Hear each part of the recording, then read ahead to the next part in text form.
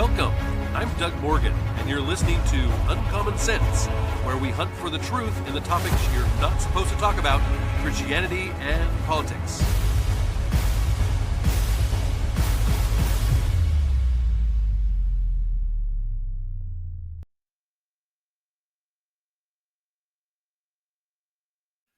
The other day, I saw someone just touting an article about how anti-science people were giving children measles.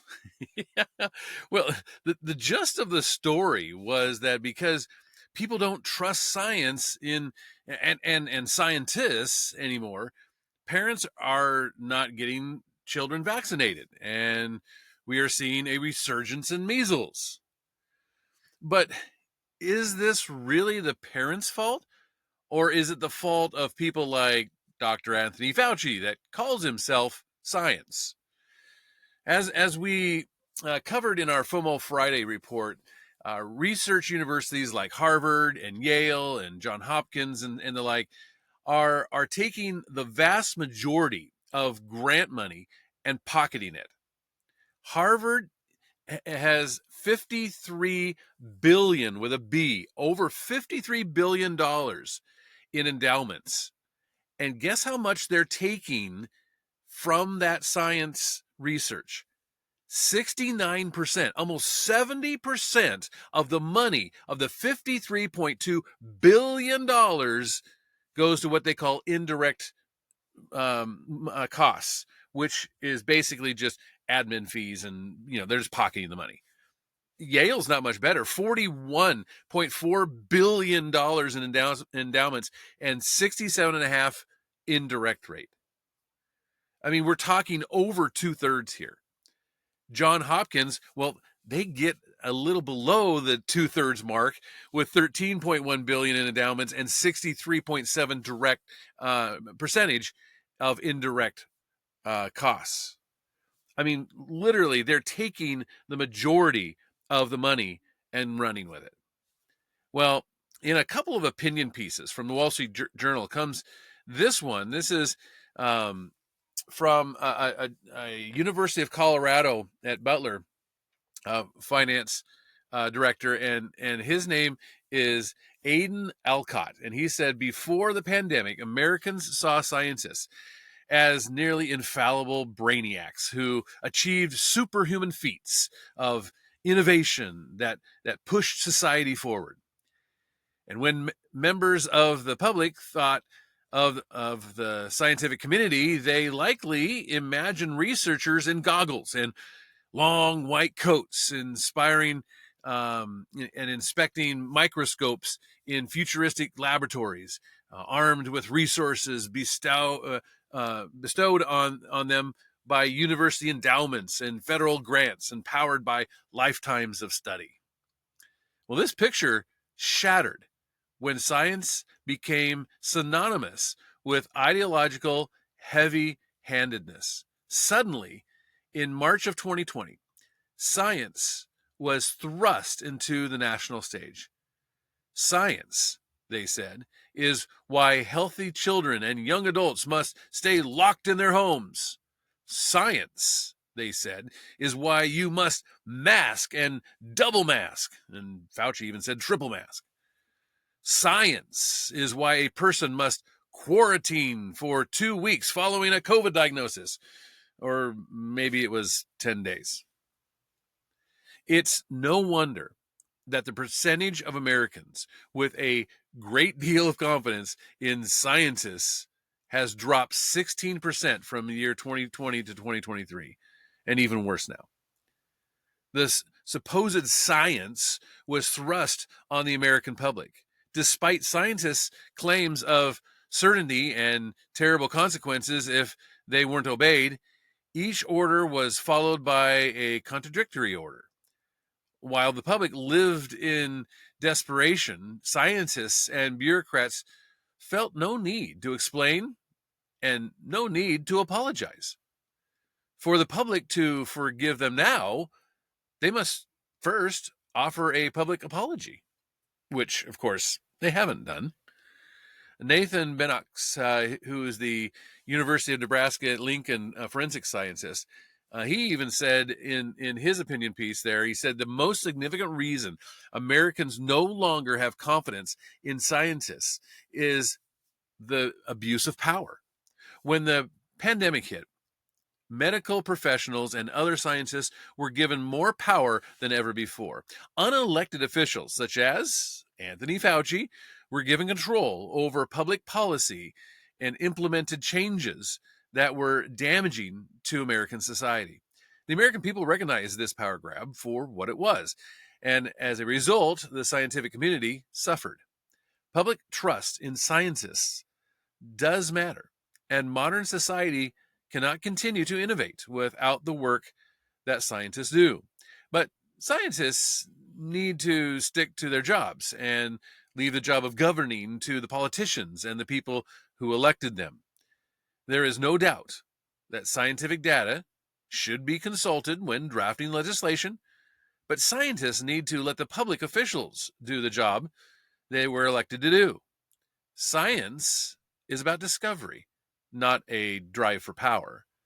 When scientists can go back to learning new things and let elected representatives propel civic behavior, Americans will become more trusting. Scientific innovation and government are two different things. But there is good news happening. This is not a downer piece here. There is good news happening because of our current president, actually. And an opinion piece in the Daily Wire by Matt Walsh says that just a couple of years ago, if you can believe it, leading scientists from all over the country held a symposium in Washington, along with federal officials from the National Science Foundation, the National Institutes of Health, and the White House of Science and Technology Policy. According to a senior director at the NIH, the point of the symposium was to address a, quote, defining issue, unquote, of the current era. So the A-Team was going to tackle one of the most difficult and pressing matters in the entire field of scientific and medical research.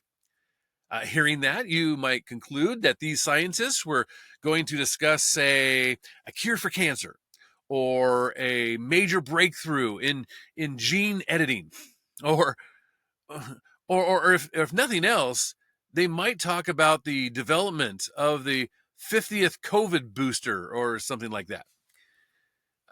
Surely, at a minimum, they would discuss a topic that had some kind of relevance to the field of health or science or technology.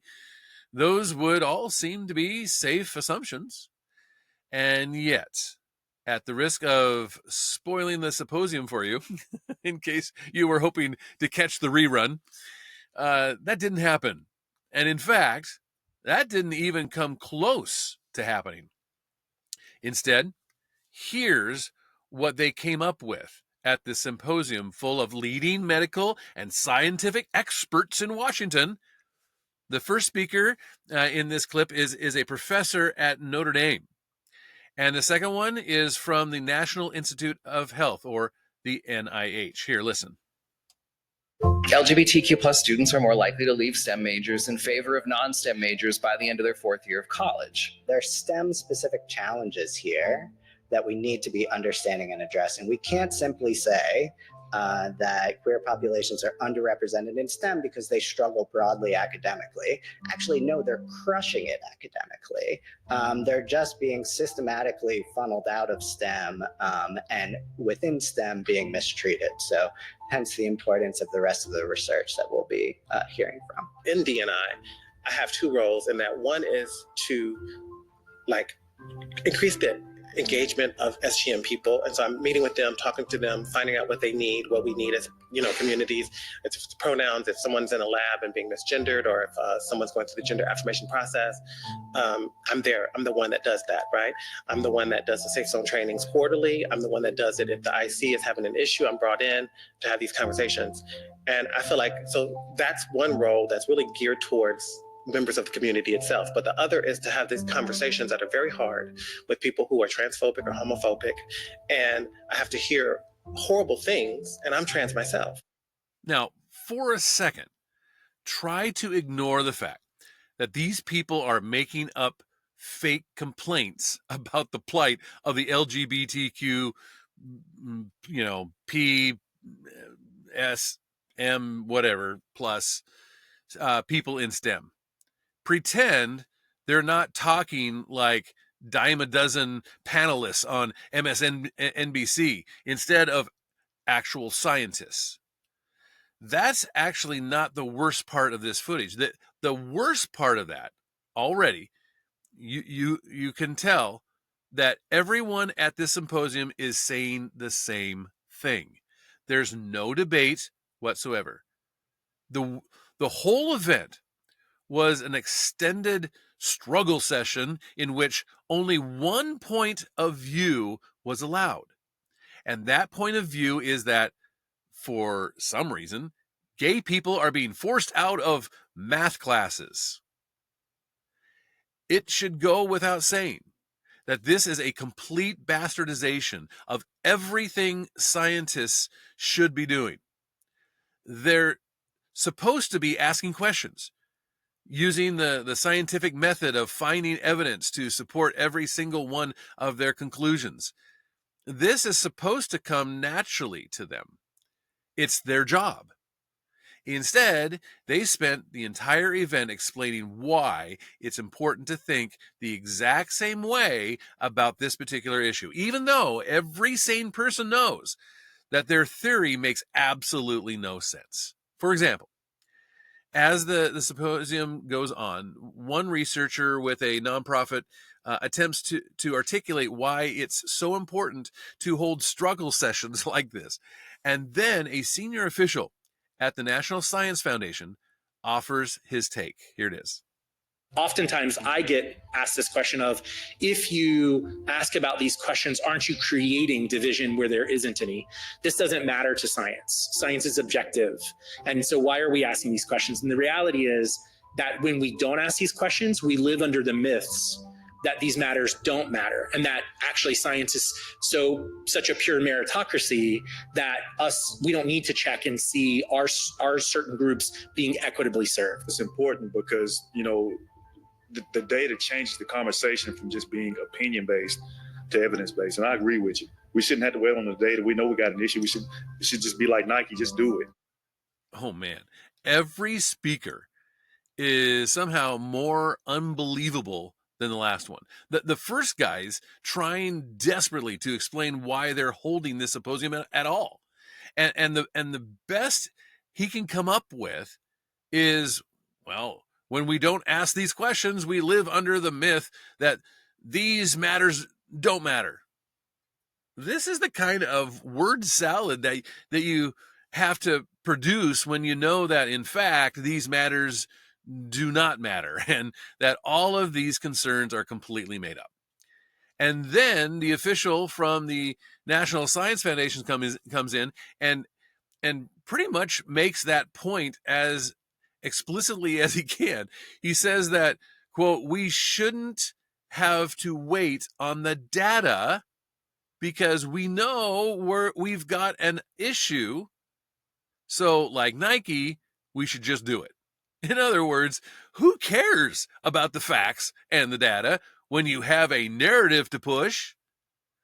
All he knows is that we need DEI and affirmative action in science and medicine. He doesn't care if there's no reason whatsoever to justify any of this. He just knows he needs it to happen. For a very long time, the National Science Foundation, along with the NIH and many other federal agencies, has operated like this. They rake in billions of dollars worth of tax revenue with the promise of funding scientific achievements and advancements that benefit America. And then they've squandered it to advance a political agenda. And to be clear, he says, I'm not cherry picking sound bites here or taking anything out of context. This is something we can quantify. The Senate Commerce Committee just released a report documenting precisely how much money the National Science Foundation, or the NSF, has wasted in recent years. Again, this is an agency of the federal government that we're talking about here. The Daily Wire reports this. They said the Senate committee found that 1 in 10 grants awarded by the National Science Foundation between January of 2021 and April of 2024 had to do with oppression, social or environmental justice, gender, or race. In other words, 1 in 10 grants have been completely fraudulent. There's no reason we should have been funding any of it, but the Biden administration made sure that we did. They kickstarted a lot of this fraudulent spending, and the Senate report found that in 2021, the first year of the Biden administration, less than 1% of grants from the NSF were focused on DEI initiatives. But by 2024, after 3 years of the Biden administration, more than a quarter of the new grants to the NSF pushed far left perspectives. They have researched and researchable database of these grants right now on their website. You can page through around 3,000 grants from the National Science Foundation that involve DEI. For example, in 2022, NSF gave Columbia University more than $4 million so that they could study ways to decolonize geoscience.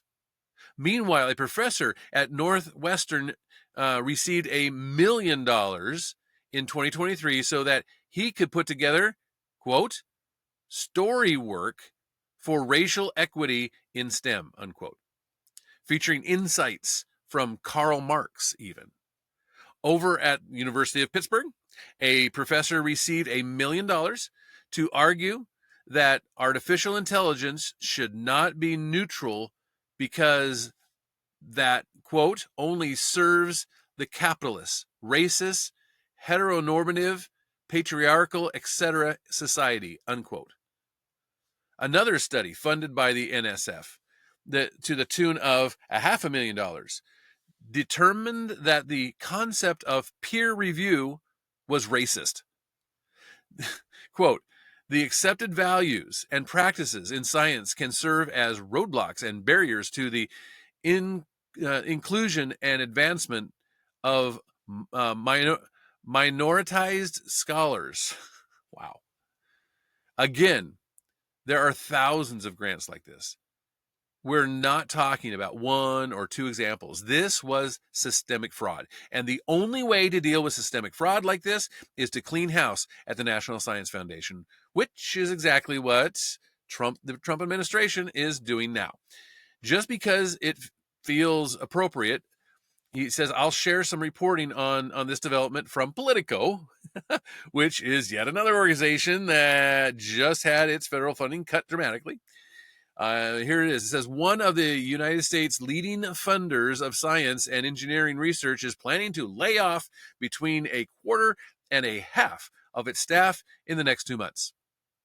This is a top National Science Foundation official said.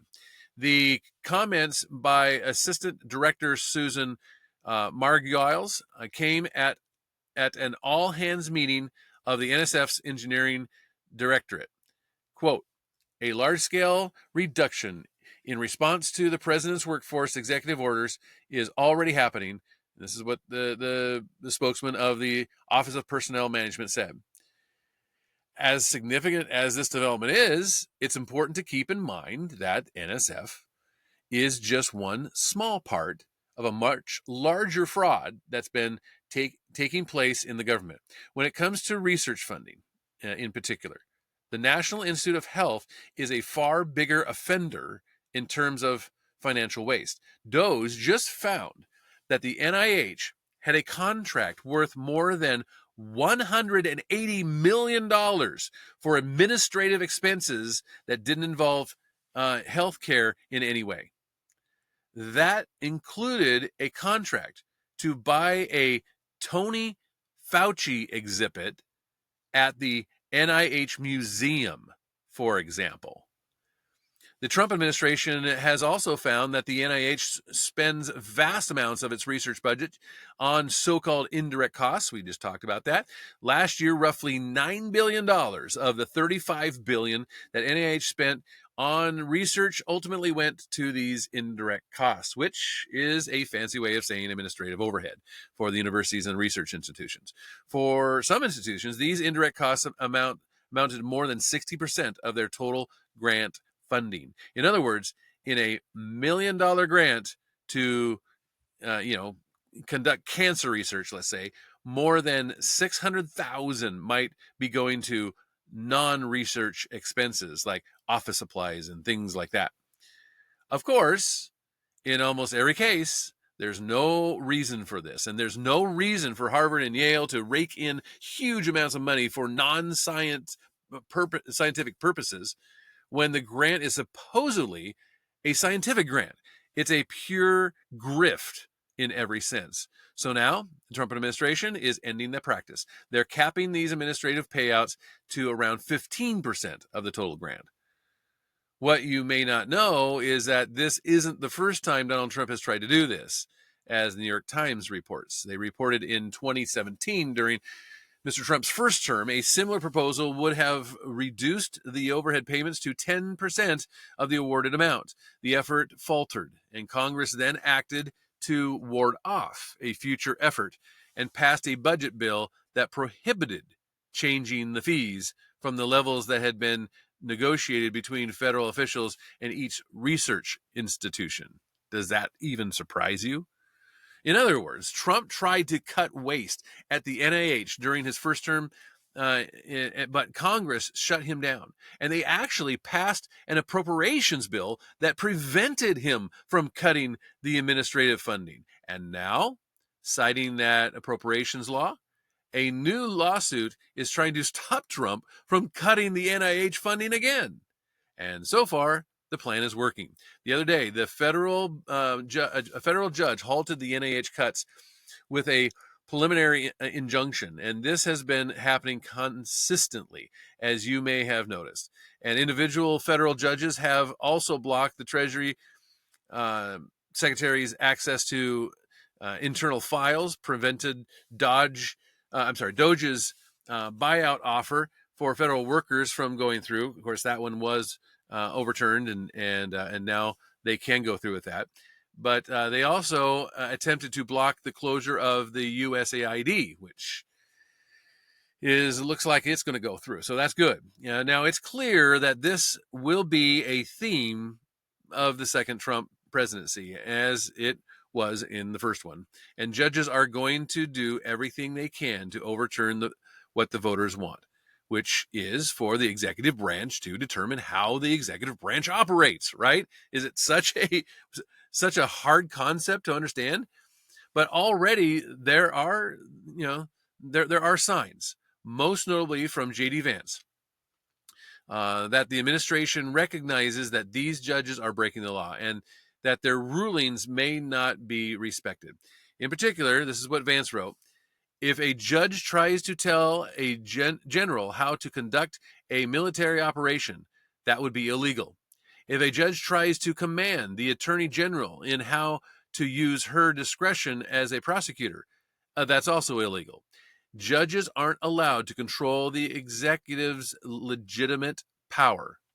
I mean, he's not wrong, right? He's spot on. This is an approach that obviously shouldn't be necessary. And if we had judges who respected the separation of powers, there wouldn't be an issue. But increasingly, unelected judges are telling the executive branch how to spend money and who to employ. That's not just unconstitutional, it's also unsustainable. There is zero popular political support for continuing these expenditures to corrupt agencies like the NSF and the NIH. And that's because between these revelations at the NSH, everything that happened with COVID and the embrace of gender theory, mainstream science has completely discredited itself. Now, when public celebrities, as scientists lose their funding and their jobs, they'll blame us for being anti-science. But our problem with them is precisely the opposite. The people we have been paying huge sums of money to, we're talking about billions of dollars, have been spending it on political propaganda and social engineering. They've been doing it for decades on the assumption that no one would ever notice or do anything about it. But now, very abruptly, that has changed. Everyone can see that many of the so-called scientists in the federal government were the ones who were actually anti-science. And now that they're losing their jobs and their infinite supply of taxpayer money, the work of serious people, of actual scientists, can finally begin. But this is not a new thing, or because of COVID. I go back to a blog, actually, by Ralph B. Alexander, and this goes back to before COVID. It goes back to 2019, January 14th of 2019.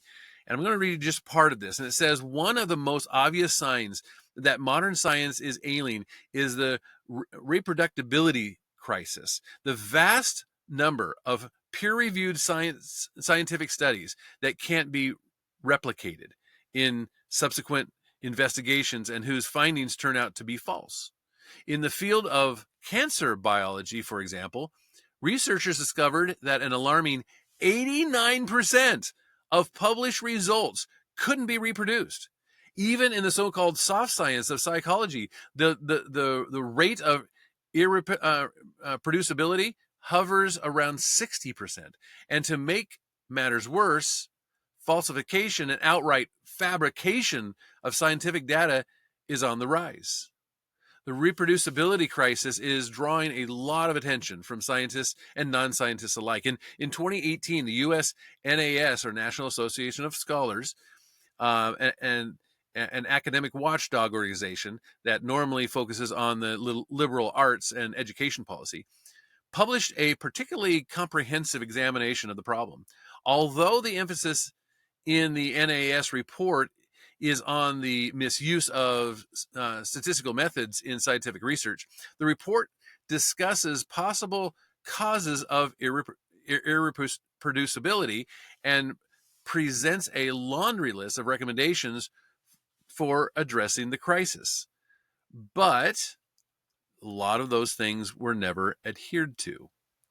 You see, the cutting corners to pursue short-term success is but just one consequence of pressures experienced by today's scientists, he says. These pressures include the constant need to win research grants, as well as to publish research results in high-impact journals. The more spectacular that a paper submitted for publication is, the more likely it is to be accepted, but often at the cost of research quality.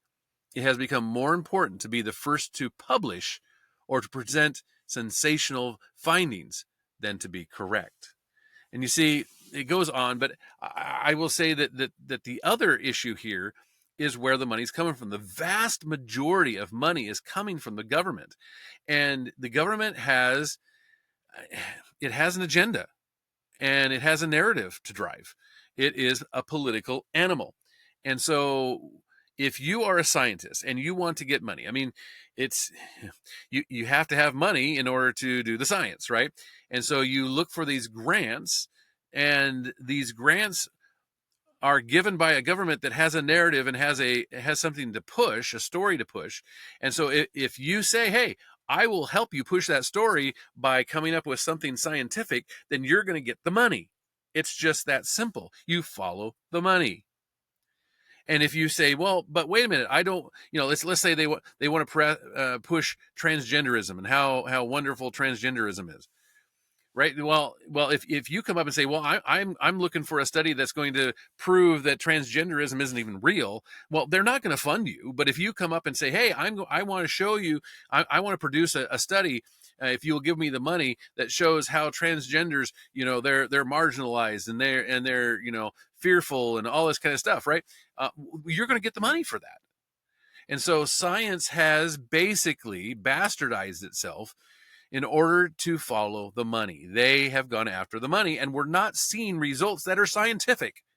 We're seeing just a narrative and propaganda being produced by scientists in the name of science. And it's not science. It's nothing like science. It's not looking at facts. It's not coming up with something that it can be scientifically replicated. It's not. And so that's another reason why science has just simply been corrupted.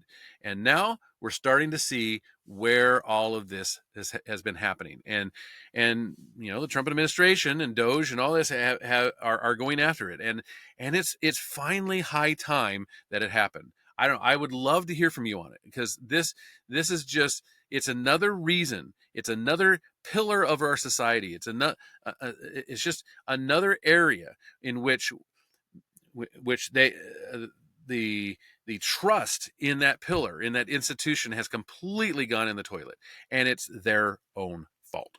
It is. And so how do we get back to that? I would love to hear from you on it. And of course, you can always do that at uncommonsensepodcast.com, and of course on YouTube now. Would love to have you subscribe as well. Thank you for listening. This podcast is a production of Morganite Communications.